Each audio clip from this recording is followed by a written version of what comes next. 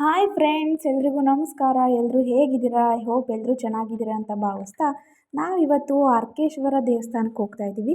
ಇದು K R ನಗರದಿಂದ ಸುಮಾರು ಒಂದು 2 ಕಿಲೋಮೀಟರ್ ಆಗುತ್ತೆ ಅಷ್ಟೇ. ಹಾಸನ್ ರೋಡಲ್ಲಿದೆ. ಈ ಕ್ಷೇತ್ರದಲ್ಲಿ ಕಾವೇರಿ ನದಿಯು ಎಡಕ್ಕೆ ತಿರುಗಿ ಹರಿಯುತ್ತಾಳೆ. ಅದರಿಂದನೇ ಈ ಕ್ಷೇತ್ರಕ್ಕೆ ಎಡತೊರೆ ಅಂತಲೂ ಸಹ ಕರೀತಾರೆ. ಈ ದೇವಾಲಯದ ಪುರಾಣ ಏನಪ್ಪ ಅಂತ ನೀವು ಕೇಳೋದಾದರೆ, ಸೂರ್ಯದೇವರು ಛಾಯಾದೇವಿಯನ್ನು ಮದುವೆಯಾಗಿ ಯಮ ಮತ್ತು ಶನಿಗೆ ಜನ್ಮ ಕೊಡುತ್ತಾರೆ. ನಂತರ ಶುಕ್ಲಾಚಾರ್ಯರ ಪುತ್ರಿಯಾದಂಥ ಸಂಜ್ಞಾದೇವಿಯನ್ನು ಮದುವೆಯಾಗುತ್ತಾರೆ. ಇವರಿಗೆ ವೈವನುದ ಮತ್ತು ಯಮುನೆ ಎಂಬ ಇಬ್ಬರು ಮಕ್ಕಳು ಜನಿಸುತ್ತಾರೆ. ಈ ಯಮುನೆಯು ವಯಸ್ಸಿಗೆ ಬಂದಾಗ ಬಹಳ ಸುಂದರವಾಗಿರುತ್ತಾಳೆ. ತನ್ನ ಮಗಳ ಸೌಂದರ್ಯಕ್ಕೆ ಸ್ವತಃ ಸೂರ್ಯದೇವನೇ ಮೋಹಕವಾಗುತ್ತಾನೆ. ಇದರಿಂದ ಸೂರ್ಯನ್ ತನ್ನ ಸಹಚರ ದೇವತೆಗಳಿಂದ ಬಹಿಷ್ಕಾರಕ್ಕೆ ಒಳಗಾಗುತ್ತಾನೆ. ನಂತರ ಸೂರ್ಯದೇವನು ತನ್ನ ತಪ್ಪಿನ ಪಶ್ಚಾತ್ತಾಪದಿಂದ ತನ್ನ ಪಾಪ ಕಳೆದುಕೊಳ್ಳಲು ಶಿವನನ್ನು ಕುರಿತು ಘೋರ ತಪಸ್ಸನ್ನು ಮಾಡಿ ನರ್ಮದಾ ನದಿಯಲ್ಲಿ ಸ್ನಾನ ಮಾಡಿ ನದಿಯಿಂದ ಲಿಂಗವೊಂದನ್ನು ತೆಗೆದುಕೊಂಡು ಬಂದು ದಕ್ಷಿಣ ದಿಕ್ಕಿಗೆ ಪ್ರಯಾಣಿಸುತ್ತಾ ಮುಂದೆ ಸಾಗಲು ಸಾಧ್ಯವಾಗದಷ್ಟು ದಣಿವಾದಾಗ ತನ್ನ ಪ್ರಯಾಣವನ್ನು ಅಲ್ಲಿಯೇ ನಿಲ್ಲಿಸಿ ಲಿಂಗವನ್ನು ಅಲ್ಲಿ ಪ್ರತಿಷ್ಠಾಪಿಸುತ್ತಾನೆ. ಆತ ಲಿಂಗವನ್ನು ಪ್ರತಿಷ್ಠಾಪಿಸಿದ ಜಾಗವನ್ನು ಆವರ್ತಪುರಿ ಎಂದು ಕರೆಯುತ್ತಿದ್ದರು.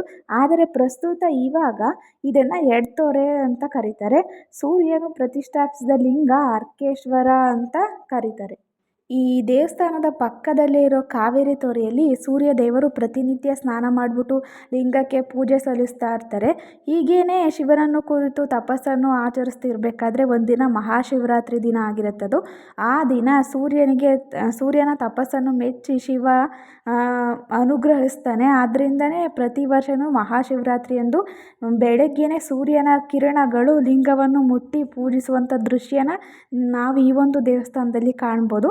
ಹಾಗೆಯೇ ಶಿವಲಿಂಗದ ಬಲಭಾಗಕ್ಕೆ ಮೀನಾಕ್ಷಿ ಅಮ್ಮನವರ ದೇವಾಲಯವೂ ಕೂಡ ಇದೆ. ಈ ದೇವಸ್ಥಾನದ ಜೀರ್ಣೋದ್ಧಾರ ಮೈಸೂರು ಅರಸರ ಕಾಲದಲ್ಲಿ ಆಗಿದೆ. ರಥಸಪ್ತಮಿಯ ದಿನ ಇದರ ರಥೋತ್ಸವ ಜರುಗುತ್ತದೆ, ಅಂದರೆ ಜಾತ್ರೆ ಮಾಡ್ತಾರೆ ಈ ದೇವಸ್ಥಾನದದ್ದು. ಈ ಒಂದು ದೇವಸ್ಥಾನ ನಿರ್ಮಾಣ ಆಗಿದ್ದು ಚೇಳರ ಕಾಲದಲ್ಲಿ. ಈ ದೇವಸ್ಥಾನದ ಮತ್ತೊಂದು ವಿಶೇಷತೆ ಏನಪ್ಪ ಅಂತಂದರೆ, ಸೂರ್ಯದೇವರ ವಿಗ್ರಹನ ನೀವಿಲ್ಲಿ ಕಾಣ್ಬೋದಾಗಿದೆ. ಹಾಗೆಯೇ ಈ ದೇವಸ್ಥಾನದ ಸುತ್ತಲೂ 40 ಲಿಂಗಗಳನ್ನು ಶಿವಲಿಂಗಗಳನ್ನು ನೀವು ಕಾಣ್ಬೋದು, ನೋಡ್ತಾ ಇರ್ಬೋದು ನೀವಿಲ್ಲಿ. ಈ ಒಂದು ದೇವಸ್ಥಾನ ಹಳೇದಾಗಿಯೂ ಚೆನ್ನಾಗಿತ್ತು. ಮತ್ತು ಈ ದೇವಸ್ಥಾನ ರೀಕನ್ಸ್ಟ್ರಕ್ಟ್ ಮಾಡ್ತಿದ್ದಾರೆ. ಕನ್ಸ್ಟ್ರಕ್ಟ್ ಮಾಡೋದ್ರಿಂದ ಎಲ್ಲ ಕಡೆಯೂ ಹೋಗ್ಲಿಕ್ಕೆ ಸಾಧ್ಯ ಇಲ್ಲ, ಕೆಲವೊಂದು ಕಡೆ ಕ್ಲೋಸ್ ಮಾಡಿದ್ದಾರೆ, ನೋಡ್ತಾ ಇರ್ಬೋದು ನೀವಿಲ್ಲಿ. ನೀವೊಂದು ದೇವಸ್ಥಾನ ಪೂರ್ತಿ ಕನ್ಸ್ಟ್ರಕ್ಷನ್ ಆದಮೇಲೆ ಯಾವ ರೀತಿ ಕಾಣಿಸುತ್ತೆ ಅಂತ ನಿಮಗೆ ನೆಕ್ಸ್ಟ್ ವಿಡಿಯೋ ಮಾಡಿಬಿಟ್ಟು ತೋರಿಸ್ತೀನಿ.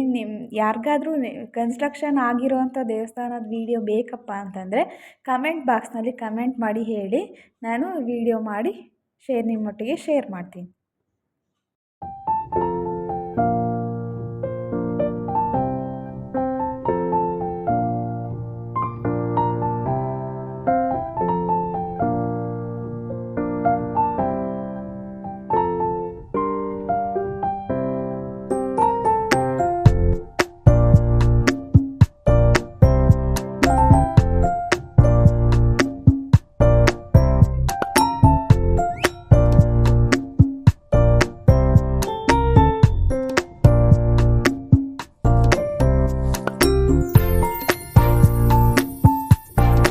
ಹಾಗೆಯೇ ನೀವು ನೋಡ್ತಾ ಇರ್ಬೋದು ಇಲ್ಲಿ ದೇವಸ್ಥಾನದ ಆಪೋಸಿಟಿಗೆ ಇರುವಂಥ ಚುರುಮುರಿ ಅಂಗಡಿನ. ಈ ಒಂದು ಚುರುಮುರಿ ಅಂಗಡಿಲಿ ಚುರುಮುರಿ ತುಂಬಾ ಟೇಸ್ಟಾಗಿರುತ್ತೆ. ಇವರು ಸುಮಾರು ವರ್ಷದಿಂದನೇ ಈ ಅಂಗಡಿನ ನಡೆಸ್ಕೊಂಡು ಬರ್ತಿದ್ದಾರೆ.